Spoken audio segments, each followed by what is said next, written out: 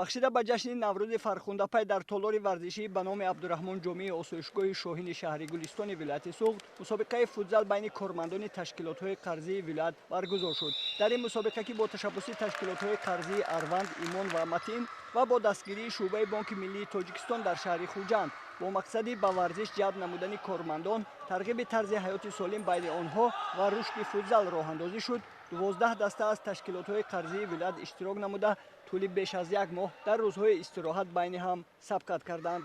маврид ба зикр аст ки соли 2020 аз тарафи Федератсияи футболи Тоҷикистон соли рушди футзал эълон гардидааст ва масъулини ташкилотҳои қарзии вилояти суғд низ тасмим гирифтанд аз рӯи ин намуд мусобиқаҳоро бештар гузаронида кормандонро ба ин намуди варзиш ҷалб намоянд.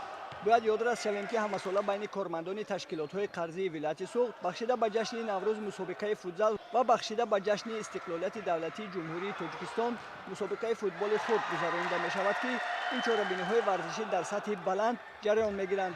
дар ин мусобиқа дастаҳои Эсхата ва Арванд имконият пайдо карданд ки дар даври ниҳоӣ барои дарёфти зинаи сеюм вохӯрӣ доир намоянд ва вохӯрии онҳо бо ҳисоби 4-2 ба фоидаи дастаи Эсхата анҷом ёфт.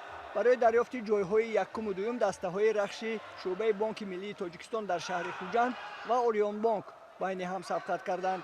футболбозони дастаи рахш дар дидори ниҳоӣ ҳарифони худро бо ҳисоби 7-2 шикаст дода соҳиби ҷоми мусобиқа гардиданд. роҳбарияти ташкилотҳои қарзии вилояти суғд дар маросими пӯшидашавии ин чорабинии варзишӣ иштирокчиёнро ба ҷашни наврӯз табрику муборакбод намуда ба ғолибони ҷоизадорон ва бозингарон, доварон ва мураббиёни беҳтарини мусобиқа медалу ифтихорнома, ҷом ва тӯҳфаҳои хотиравиро дар фазои тантанавӣ тақдим намуданд. қайд карда шуд ки байни кормандони ташкилотҳои қарзии вилоят аз рӯи дигар намудҳои варзиш баргузории мусобиқаҳо ба нақша гирифта шудааст.